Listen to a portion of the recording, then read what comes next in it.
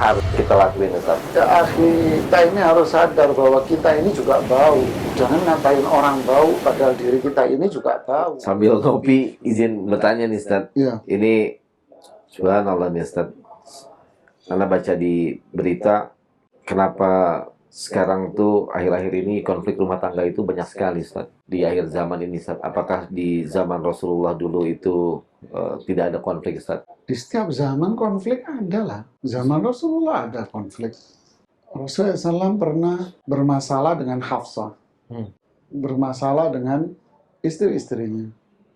Beliau meninggalkan istri-istrinya.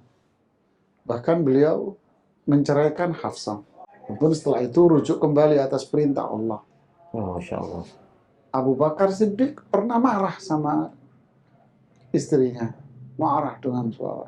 Ali bin Abi Thalib pernah berkonflik sama Fatimah. Jadi konflik itu terjadi. Ada ya, Ustaz, ya, zaman dulu? Ada, selalu ada. Kalau nggak Al-Quran nggak cerita dong.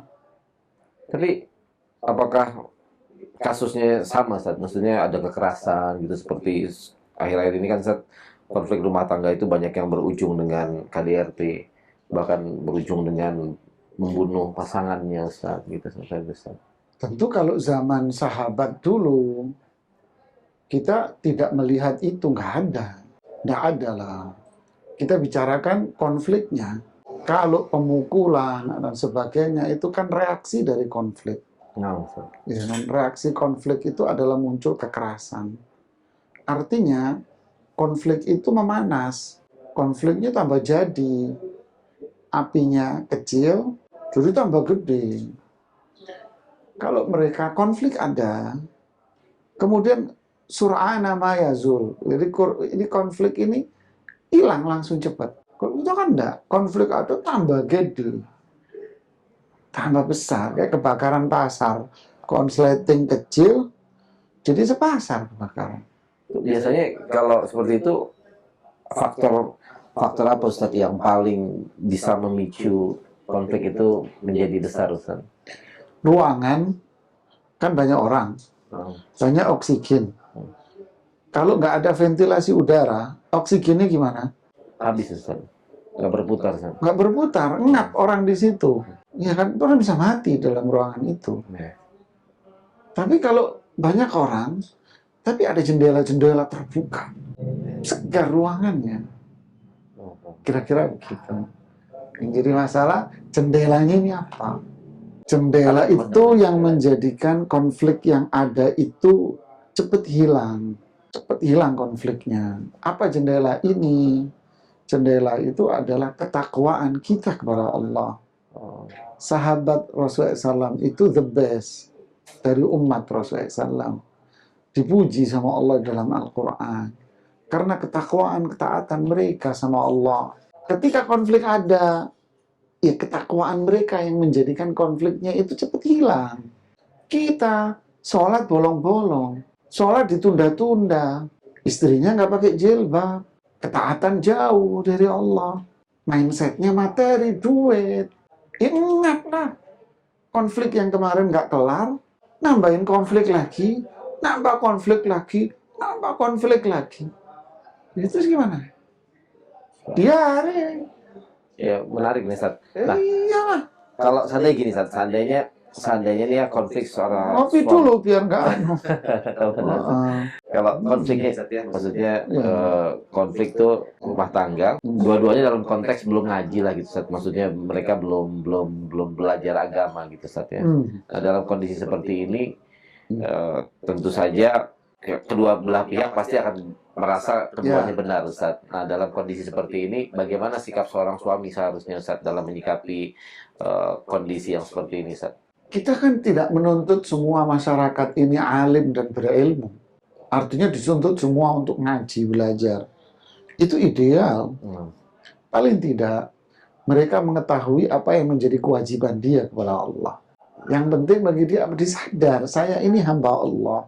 Saya diciptakan Allah untuk ibadah, untuk tunduk. Jidat saya ini harus rajin nempel di lantai, untuk sujud. Mulut saya bukan buat ngomel. Mulut saya banyak buat berzikir, nasihat, mengingatkan. Ya ngobrol untuk ngobrol yang bermanfaat, yang mubah. Ini setiap orang dituntut ibadah, paling tidak ibadah Anda.